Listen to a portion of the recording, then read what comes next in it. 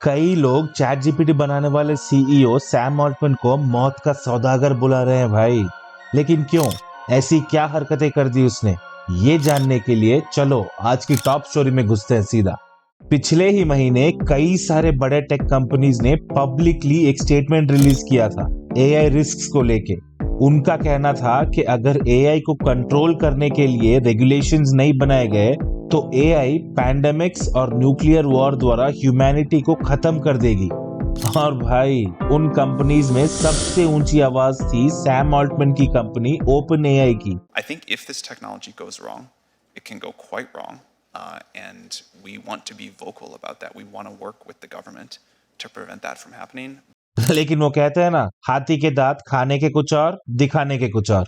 पिछले हफ्ते European commission के ऑफिशियल डॉक्यूमेंट्स जब रिलीज हुए तो पता चला कि ओपन एआई ने यूरोपियन यूनियन से एआई एक्ट में कई सारे रेगुलेशंस निकलवाने की मांग की, और सभी कंपनीज के लिए नहीं, सिर्फ उनके टूल्स चैट जीपीटी और डॉली 2 के लिए। अबे सैम, इतनी फ्रीडम तो बिग बॉस के घर में फुकरा इंसान को नहीं मिलती यार। एआई तो फिर भी वर्ल्ड एंडिंग टेक्नोलॉजी है, तुझे कैसे दे देंगे बे? तूने क्या मेरे को ये ना समझाएगी? यार ये तो सब लोग जानते हैं कि यूएस और चाइना घर के सास बहू से ज्यादा लड़ते रहते हैं। इसी के चलते यूएस ने उनके कंट्री में बनने वाले एआई रिलेटेड प्रोडक्ट्स चाइना में बेचने से मना कर दिए कंपनीज को। पिछले हफ्ते हुए बीजिंग एकेडमी ऑफ एआई के कॉन्फ्रेंस में सैम ऑल्टमैन ने एक स्पीच दी थी।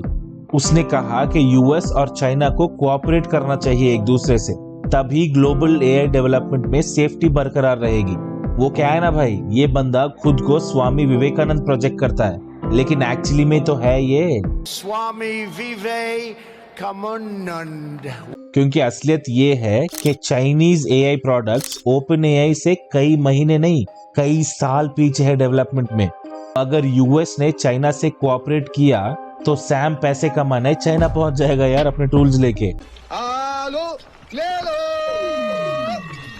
कांदे ले लो। भाई ये बंदा तो एक तरफ कहता है कि एआई से ह्यूमंस का नाश हो सकता है और दूसरी तरफ प्रॉफिट भी कमा रहा है दबा के एआई से। तो क्या सच में ये मौत का सौदागर हुआ फिर? यार सौदागर ना सही, लेकिन आदि पुरुष के विलन, अरे ये नहीं, हाँ ये दोनों लंगूर, इनसे भी ज्यादा पैसे का लालची तो पक्का है भाई सैम। तो भाई अपनी सीट बेल्ट बांध लो, क्योंकि अगला सेगमेंट है इंटरनेशनल न्यूज। इस हफ्ते की सबसे बड़ी डेवलपमेंट हुई यूरोपियन यूनियन में। इनका खाना भले ही डिस्टिल्ड वाटर से भी ज्यादा फीका हो, लेकिन एयर रेगुलेशंस तो दुनिया में सबसे स्पाइसी और स्ट्रिक्ट हैं। फॉर एग्जांपल ईयू के एआई एक्ट ने इमोशन रिकॉग्निशन एआई बैन कर दिया है, क्योंकि यार आधा टाइम तो हमें खुद पता नहीं होता मूड कैसा है अपना, तो इस एआई को हमारे सबकॉन्शियस लेवल तक पहुंचना पड़ेगा मूड पता करने।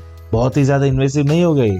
और तो और real time biometrics and predictive policing भी बैन कर दिया है उन्होंने, क्योंकि अगर बंदे के लुक्स पे डिसाइड होता उसका क्रिमिनल इंटेंट तो हर मुस्लिम को जेल में डाल देते पोटेंशियल टेररिस्ट बुला के। And as Shahrukh Khan said, Your name is Khan. Yes. And you are not a terrorist. Oh no, I'm not a terrorist. No. अगला सेगमेंट है उनके लिए जो चाय में रसगुल्ला डाल के पीते हैं, यानी थोड़ा सा हटके। टेक्सास के एक फेडरल जज ने कहा है कि अब से कोर्ट रूम्स में एआई अलाउड नहीं होगा।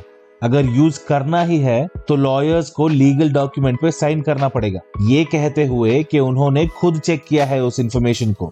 लेकिन क्यों, ऐसा क्या हो गया यार?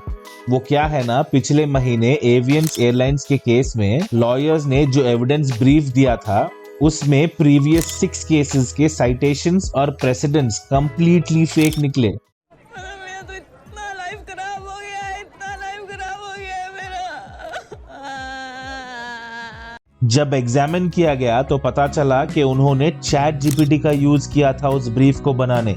चैट जीपीटी ने झूठे केसेस क्रिएट कर दिए जो कभी हुए ही नहीं थे भाई। और ये उस एग्जामिनर को पता कैसे चला? उसने चैट जीपीटी से ही पूछ लिया कि क्या कहीं ये सब केसेस इमेजिन करके तो नहीं लिखे गए हैं, तो उस चैट बॉट ने अपनी गलती मान भी ली भाई। यार चैट जीपीटी को ढंग से झूठ बोलने की ट्रेनिंग दिलानी है, कोई इसे आरसीबी फैन बना दो, क्योंकि हर साल बेचारे इस साला कप नमदे वाला झूठ तो बोलते ही रहते हैं ना। चलो अगले सेगमेंट चलते हैं, जो इतना एक्साइटिंग है जितना लौंडे हो जाते हैं नोरा फतेही की नई वीडियो देखने। भाई बुढ़ापे की सबसे बड़ी प्रॉब्लम क्या होती है? वो क्या यार नाम उसका, हाँ एल्जाइमर्स यानी भूलने की बीमारी। जब हमारे ब्रेन के फ्लूइड फ्लो में 19-20 हो जाता है ना, तब कुछ ही दिनों में लोगों को स्मॉल वेसल डिजीज, स्ट्रोक और एल्जाइमर्स जैसी बीमारियां आने का खतरा बढ़ जाता है। हाँ, इसका फिलहाल तो कोई ट्रीटमेंट नहीं है, लेकिन यूनिवर्सिटी ऑफ रॉचेस्टर के रिसर्चर्स ने एक ऐसा एआई बेस्ड टेक्निक बनाया जो दिमाग के फ्लूइड फ्लो को एक्यूरेटली मेजर कर पाएगा।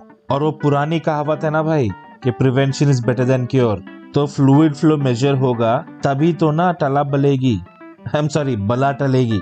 यार लगता है मेरे बॉडी में फ्लूइड फ्लो बहुत ज्यादा हो गया है आज, नहीं? डॉक्टर्स को भी अब एआई का यूज करना पड़ रहा है लोगों की जान बचाने। वो पता करना है तो ये वीडियो देखो। जय हिंद।